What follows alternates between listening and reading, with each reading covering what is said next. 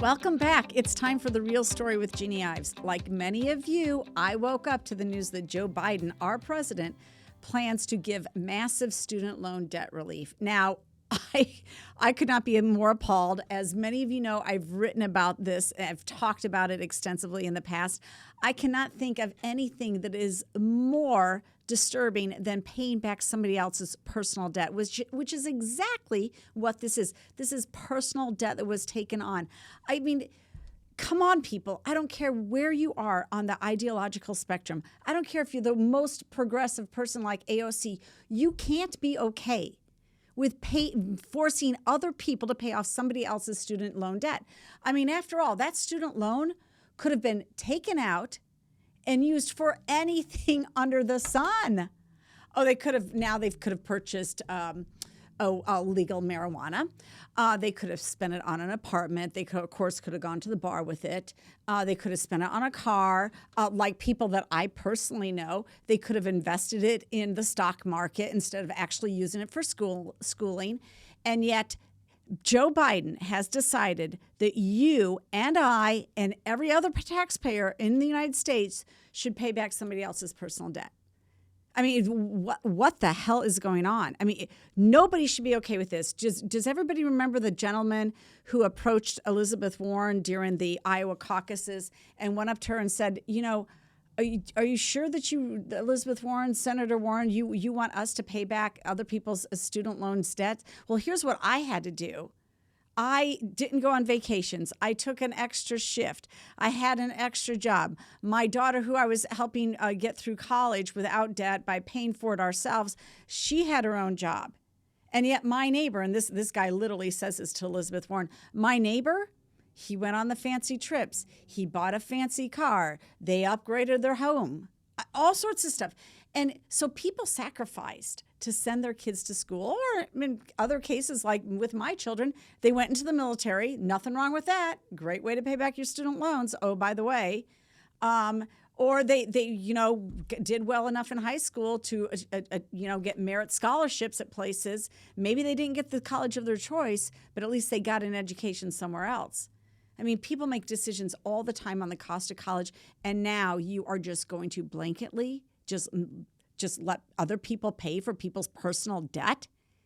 It is the most egregious act that he could do as a president. I mean, I'm just infuriated to find out that you're going to take my hard-earned money, other people's hard-earned money, and pay back somebody who can't do it themselves. My brothers and sisters, they worked their way through college. They took out some student loans. They've all paid it back. This is just, it's phenomenal. I mean, on this alone, people should vote no on any Democrat that signs up and agrees with Joe Biden that he's got the executive authority to just wash away $10,000 in personal debt. Personal debt. They love to call it student loan debt. All you're going to do is the same thing that they've figured out with electrical vehicles is all you're going to do is drive up the cost of future college, because this won't be the first time that they do this. It's just like amnesty for illegals that Ronald Reagan did. Oh, now we're talking about amnesty again for DACA recipients. And now we've got 2 million people pouring across the border who eventually, like in Illinois, will be eligible as non-citizens for our Illinois student scholarships, both merit and need-based. And then who knows, they get into our universities, they crossed illegally, they come into our universities, they take out student loans, and now we're going to pay off those too.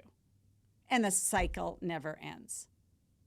I am just flabbergasted that anybody would not be just like full front in front of their congressman right now. Find your congressman. Find your state, your U.S. senators, Duckworth and Durbin here. For right now, I've got Kasten, what a scumbag. And find out what they're going to do about this.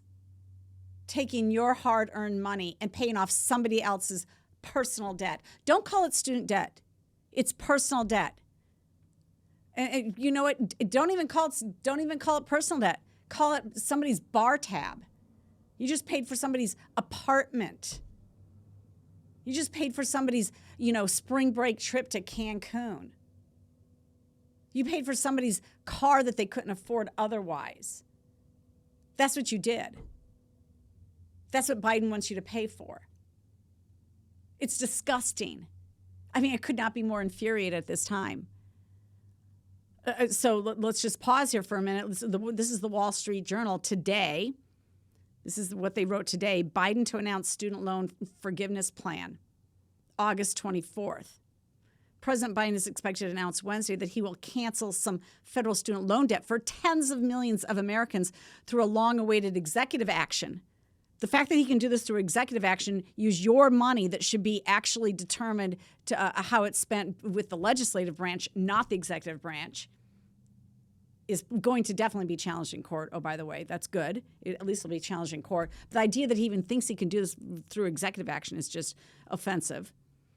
He's going to provide unprecedented relief for borrowers, but it's certain to draw political and legal challenges, according to the Wall Street Journal.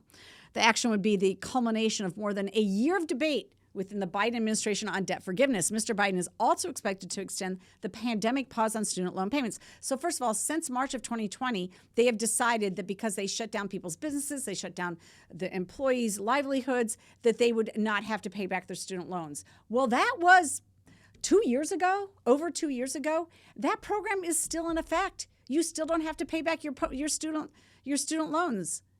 They're all in forbearance right now. They're all just waiting there. Nobody's had to pay him back without any penalties. Now, that apparently loan payments were set to resume for millions of borrowers August 31st. And so what does he do instead? Oh, we're just going to erase them. We're going to erase your personal debt. Not your credit card debt if you had that, because maybe parents racked up a little bit of credit card debt to help their kids go to school. Not your home mortgage, not your home equity line of credit that you may have taken out to help your kids pay for college. No. None of that's wiped out. Just if you took a student loan debt. Just if you took a student loan debt. The action would render up to 15 million borrowers whose balances are under $10,000 entirely free of student loan debt. Well, there's a huge problem with all of this. And it's more than just what you're reading right here. And this comes from Forbes. Forbes actually goes through the numbers on actually what student loan debt looks like, in case you're curious. So this is a Forbes article written by Alicia Hahn and Jordan Tarver. And it was written in, I believe it was this year in April, I think. Sorry, I can't find that right now. Anyway, they write this article, the 2022 student loan debt statistics, average student loan debt. So this is all the statistics surrounding that. First of all, they start out that tuition costs at public four-year colleges grew from $4,100 to $10,700 and from $19,360 to $38,070 at private nonprofit institutions. That's just a little bit of, that's in the last 30 years. So obviously tuition's grown substantially. Today, more than half of the students leave school with debt. Okay, so a lot of people have debt, all right? On average, there's $1.75 trillion in total student loan debt outstanding, both federal and private loans. There's $28,950 owed per borrower on average. About 92% of all student debt are federal student loans. The remaining amount is private. 55% of students from public four-year institutions had student loans. 57% of students from private nonprofit four-year institutions had education debt. So then they go through a little bit of the state stuff and a little bit of like the specific loans. But again, you're looking at $1.75 trillion in debt. Now, the amount owed. Well, age group 24 and younger, they owe $110 billion collectively. That's 7.6 million total borrowers. Age group 25 to 34 owe $500 billion collectively. That's 14.9 million borrowers. Ages 35 to 49, $622 billion owed collectively. Total borrowers, 14.4 million. And it goes on. There's people actually 62 and older, 98 billion owed for, and that's 2.4 million borrowers. So it obviously has taken a lot of people a long time to pay off this debt. And there's definitely some issues with student debt interest. That's something we could probably bipartisanly agree to address, as many of this is federal student loans. But to just say you're going to simply make me pay for somebody else's student loan debt for a degree I had no choice over, for whether or not they actually completed a degree or not, for a job that they took that may not even be within their degree field, and for making lifestyle choices for which I had no control over whatsoever, and yet I need to pay back their student loan debts. Hell no. Hell no. Student loan repayment statistics. There's $968 billion is the amount of debt that's currently in forbearance. That's 24 million borrowers. So, I mean, there's a lot of delinquencies in this debt. There's a lot of people that don't end up being able to pay it back. But there's all sorts of other ways that you can pay it back. We have, unfortunately, what they call the Public Service Loan Forgiveness Program, which is not public service, meaning that you went into the military. No, it's public service saying that you were a teacher in a low-income, underprivileged sort of situation. Or you were in the Peace Corps or something like that. I don't believe in any of that either, by the way, because if those individual programs want to help pay back student loan debt, just like corporations help students pay off student debt when they hire them, then that is something that they should do on their own as their own individual entity. So if your local public school decides, hey, you know what, we're having a teacher shortage, which, by the way, we are having a teacher shortage in much of the state of Illinois, and I don't agree that state taxpayers should do this, but if individual school districts want to take it out of Hyde and provide some taxpayer relief or some relief for new teachers that they hire, then so be it. That needs to be a decision of the community. I personally don't agree with that, especially in the state of Illinois that has some of the highest paid teachers. But I would say that an individual school district can do that. I don't agree that that should be a state program at all. Anyway, so it's pretty alarming when you look at these statistics. Going back to the Wall Street Journal article, they do say that this debt, that if you were to cancel, well, again, if you did take this action, 15 million borrowers would be entirely free of student debt. Should they be? Should they be? Should we pay? You only owe $10,000 and you can't find a way to pay it back in a reasonable amount of time? That doesn't make sense either. Now, this is also interesting. If the administration does act to cancel around $10,000 in debt, according to the Wall Street Journal article, it will fall far short of what borrower advocates and progressive Democrats have demanded. Because against the AOCs of the world have demanded full student debt cancellation. They want full student debt cancellation, or at least canceling $50,000 per borrower. So they want more canceled.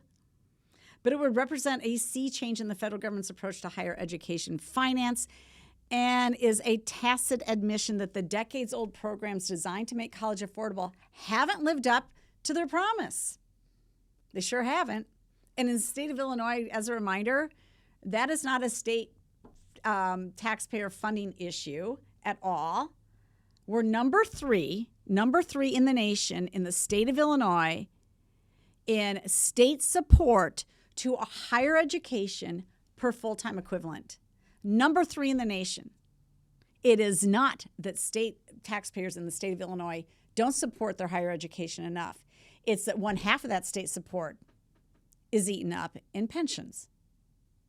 And even if you took out that pension cost, we're still middle of the pack.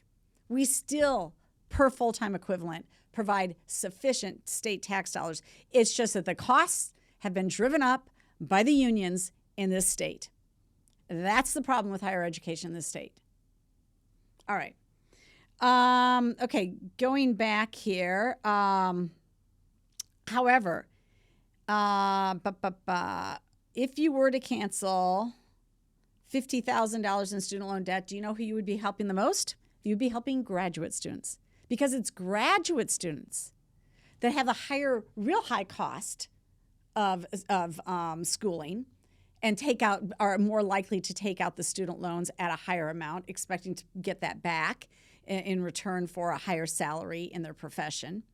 But it's literally graduate students that already have a 4-year degree that you're then going to bail out. So they're going to get $10,000 off too. Now, under his model, with Biden's model, it says that, and this is from a Washington Times article also wrote about this. It says that a Penn Wharton budget model found that for giving $10,000 of student debt per borrower for families with incomes of up to $125,000 annually, a plan Mr. Biden could authorize as soon as this week would cost the federal government $329.7 billion in lost revenues over 10 years. And the Penn Wharton budget model study on this issue showed that a majority of the relief would go to borrowers in the top 60% of earners. The top 60% of earners. If Biden waives student debt up to $50,000 for borrowers with incomes up to $150,000, the total cost would be $935 billion. So he wants to spend, they'd like him to spend $1 trillion. He's at least going to spend another $330 billion after having just spent $700 billion for various, what he called the Inflation Reduction Act. All he's doing is going to inflate the cost of college by bailing out the very institutions that drove up the cost of college when the federal government decided to take away private lending, essentially, and compete against the private lenders for student loans and became the primary lender to students. All you did was drive up the cost of college doing that, and now you're going to do it again by offering debt forgiveness. This is inflationary. And you're going to make me pay for it, and my neighbor, and my coworkers, and the mechanic who never went to college, and the plumber. It's unbelievable that they would go down this road. It's unbelievable. I'm just mystified. It is also interesting. I was. Occasionally we'll look at some of the Wall Street Journal comments on this article. They're universally opposed to it. Universally. A lot of times you get a mixed bag when it comes to it. Another very sad decision by Biden that only emphasized to the new generation who took these loans that they don't have to pay their debts. Long live America's elite colleges, as long as the Fed props up the ridiculous finances. Absolutely spot on. Jay Gallagher comment there. Yep. Yeah, I'm against canceling school debts, says Molly Casey. What's next? Mortgage debts? What kind of message will this send to the next generation? Precisely. Yep. Yeah, why should we set aside money for 529s, help out our children, our grandchildren, when you can just get debt relief? People are absolutely spot on. This is a number of comments. Democrat vote buying scheme. That's exactly what this is. It's a Democrat vote buying scheme just 2 months prior to a major election. And actually, when you think about it, you've got only about a month before early voting starts. That's all this is. That's all this is. Unfortunately, I don't really trust a lot of my fellow Americans not to just always look for a handout at the expense of somebody else. Because that's what's been happening in America, and certainly in the state of Illinois. The unions are going to love this. The unions are just going to be like all over this. Yay! Exciting. I didn't have to save for my own kids' college now. And now I'm going to get higher, I'll get higher pay too for all the schools. Here's a comment. Taxpayers grab your ankles. That's exactly what this is. Exactly. Now, I wrote about this. This Illinois student loan bailout program. I don't know if you recall that, but back in April of 2021, the Chicago Tribune published my op-ed because I found out that they were using your gas tax money, your inflated gas tax money, to already bail out student loans in the state of Illinois. Remember that? You could get relief for $40,000 of your student loans as long as you purchase a home and hold it for 3 years. That's all it took. Purchase a home for 3 years and hold it for 3 years, and there goes $40,000 of your debt. Didn't matter if you were an Illinois resident. Didn't matter if you went to an Illinois university that received at least some of that student loans. Doesn't matter at all. No. Oh, and there's an extra $5,000 that was available for either a down payment or closing cost. So perfect for a house flipper is what I wrote. It was part of the Smart Buy program, which was funded by the doubling of the gas taxes. Yep. That was over a year ago, and now we're at the point where now you're going to use federal tax money to bail out somebody else's student loan. It could not be more unfair. It could not be more unfair. If the American public are going to continue to put these people back in office that make these types of policy decisions, this will not end well. People will start to hide their money. Oh, maybe that's why they hired 87,000 new IRS agents. Oh, because they have to fund more student loan bailouts. Everybody should be outraged. Everybody. The most liberal among us, the most conservative among us. Nobody should like the fact that you're paying off somebody else's personal debt. It's unbelievable. So, my call to action on this one, really, go talk to your congressman. Go talk to your U.S. Senate. By the way, that's U.S. Senate. Go talk to them and go tell them to put a stop to it. And in this state, more likely than not, all three of them, your congressman and the two U.S. senators, well, the two U.S. senators for sure are Democrats, but more likely than not, your congressperson is too. Tell them to tell Biden, hell no. And if they agree with Biden, then you know what you need to do on November 8th. All right. Thanks for joining me on The Real Story with Jeannie Ives.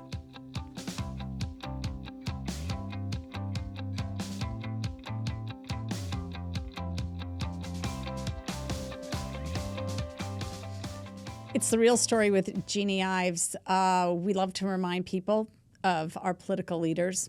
Here's a clip from Dr. Fauci from years ago. Take a listen. But she's had the flu for 14 days. Should she get a flu shot? Well, no. If she got the flu for 14 days, she's as protected as anybody can be, because the best vaccination is to get infected yourself. And so if she really has the flu, she definitely doesn't need a flu vaccine. If she really has the flu, she should not get it again. No, she doesn't need it, because it's the most potent vaccination is getting infected yourself. Well, have you all had enough of Dr. Fauci? I've had enough of Dr. Fauci, and fortunately, Fauci's resigning. He's going to retire. Thank God. Wall Street Journal wrote about it. Dr. Fauci and the rule of experts. His long service is laudable, but his COVID legacy includes more public mistrust. Boy, that's putting it mildly. He's completely upended people's trust in our healthcare systems. Completely. He has actually proven to be a fraud. And there's no doubt that he has set his resignation date or his retirement date after 50 years in government service for December. I think that there's a reason for that, because I think he knows what's coming November 8th. I think he knows that he is going to be under massive amounts of investigation should he still be in office come January when the Republicans take control of Congress. And you see, he doesn't want that. But I am very certain that there will be Congress people that try and attempt to bring him back for lots of questioning. Some people have called him a criminal. I mean, I don't know. I can't go that far yet. But honestly, what he has done to upend people's lives, yeah, I would say it's criminal. I mean, he's proved to be just a complete liar. You just heard that clip. You just heard that clip where he said the best way to become immune from a disease, or in this case it was the flu, is you catch it yourself and then you're inoculated. But that's not what he wanted. Instead, it was a shot, a second shot, a booster, a second booster, and then you still got COVID.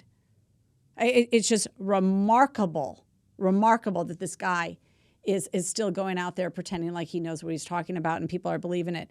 This comes on the heels, by the way, of Walensky admitting that the CDC didn't really do the right thing, and that she's now vowing to establish an action-oriented culture at the CDC. She admitted failure this week. Yep, she said, for 75 years, CDC and public health have been preparing for COVID-19, and in our big moment, our performance did not reliably meet expectations. Boy, is that another understatement. Yep. Oppressive measures. This is, again, from another Wall Street Journal article. Lockdowns and mask mandates were the most radical experiment in the history of public health. But Dr. Walensky isn't alone in thinking they failed because they didn't go far enough. Anthony Fauci, chief medical advisor to the president, recently said there should have been much, much more stringent restrictions early in the pandemic. That's also what Deborah Birx tried to insinuate in her latest book, which I covered on my previous podcast. I think it was just maybe 3 podcasts ago. You can review that one. But both Birx and Fauci wanted longer, more stringent lockdowns. Yet what did we find out from Johns Hopkins? Those states that had the most severe lockdowns, it didn't matter at all. Had nothing to do with case fatality. It had nothing to do with anything. In fact, what it did, though, what we do know that it did, severe lockdowns destroyed the economy and created all sorts of excess deaths in other ways. And yet they think it didn't go far enough. These are absolutely the people who should not be in charge of our health systems. And here we go. We've also got the World Health Organization revising its official guidance to call for stricter lockdown measures in the next pandemic. I mean, who are these people? Who are these people? They're seeking a new treaty that would compel nations to adopt those stricter measures. The World Economic Forum hails the COVID lockdowns as the model for a great reset, empowering technocrats to dictate policies worldwide. Are we going to turn the entire American experiment over to people who meet in Davos?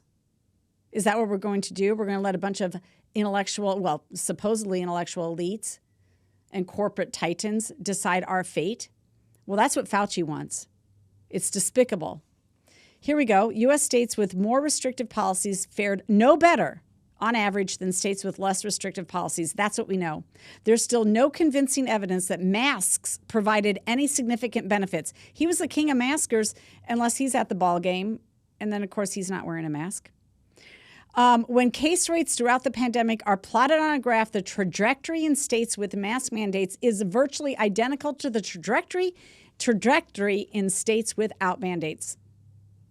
The states without mandates actually had slightly fewer COVID deaths per capita.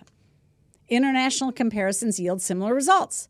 Johns Hopkins University, that I just already mentioned, around the meta-analysis of studies around the world concluded that lockdown and mask restrictions have had little to no effect on COVID-19 mortality.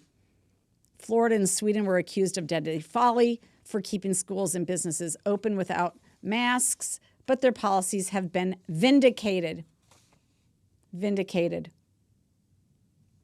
Yep. Everybody now knows that we should not have closed schools. Everybody now knows that we should not have closed businesses.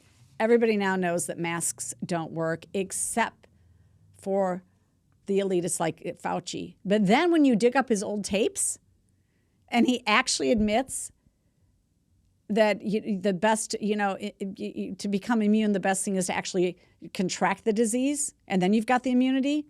But that wasn't the case with COVID. What a fraud. This guy cannot get out of public service soon enough. The unfortunate thing is you and I are going to be paying his pension until he dies. So sad. Thanks for joining me on The Real Story with Jeannie Ives.